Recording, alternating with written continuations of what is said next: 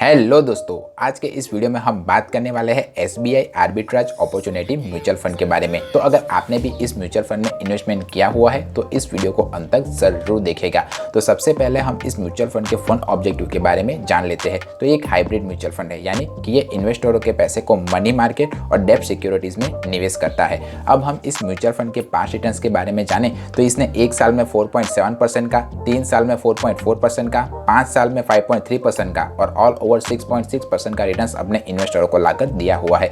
इसने अपने category average के बेंचमार्क को हर बार बीट किया हुआ है और जो म्यूचुअल फंड अपने कैटेगरी एवरेज के बेंचमार्क को बीट करता है वो म्यूचुअल फंड मेरे हिसाब से एक अच्छा म्यूचुअल फंड माना जाएगा। इस म्यूचुअल फंड का एक्सपेंस रेशियो 0.36 है, यानी कि जिसे नहीं पता कि एक्सपेंस रेशियो किसे कहते हैं, तो जो एसेट मैनेजमेंट कंपनियां होती है वो हमारे पैसे को मैनेज करने के लिए हम से कुछ फीस चार्ज करती है और उसी फीस को वो एक्सपेंस रेशियो के तौर पर हमें बताती है। इस म्यूचुअल फंड का एग्जिट लॉस 0.25% है।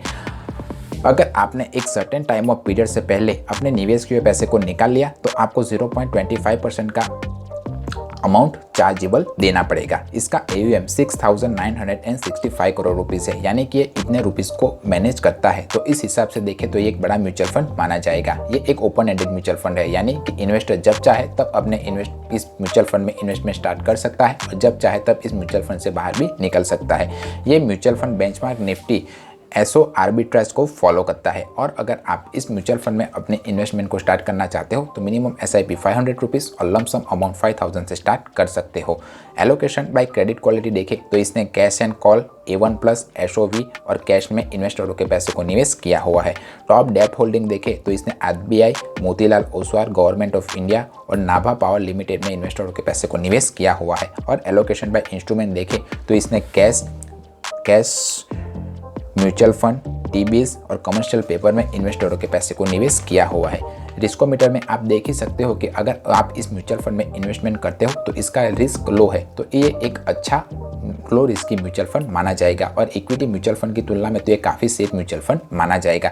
इसका स्टैंडर्ड डेविएशन 1.11 है, जो अपने कैटेगरी एवरेज से थोड़ा ज़्यादा है। अब जिसे नहीं पता कि स्टैंडर्ड डेविएशन किसे कहते हैं, तो स्टैंडर्ड डेविएशन एक रेंजिंग फैक्टर है। जितना कम स्टैंडर्ड डेविएशन होगा उतना ही अच्छा, वेल परफॉर्मिंग और कम वॉलेटाइल म्यूचुअल फंड माना जाएगा। तो जब कभी भी आप किसी भी म्यूचुअल फंड को चुने तब कम स्टैंडर्ड डेविएशन वाले म्यूचुअल फंड को चुनने की कोशिश कीजिए।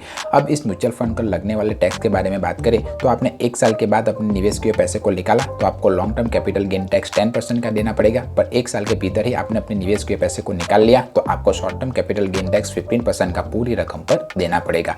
अगर ये मेरा वीडियो पसंद आए तो वीडियो को लाइक कीजिए, चैनल को सब्सक्राइब कीजिए और अगर आपने इस म्यूचुअल फंड में इन्वेस्टमेंट किया हुआ है तो मुझे कमेंट करके बताइए कि ये म्यूचुअल फंड कैसा परफॉर्म कर रहा है।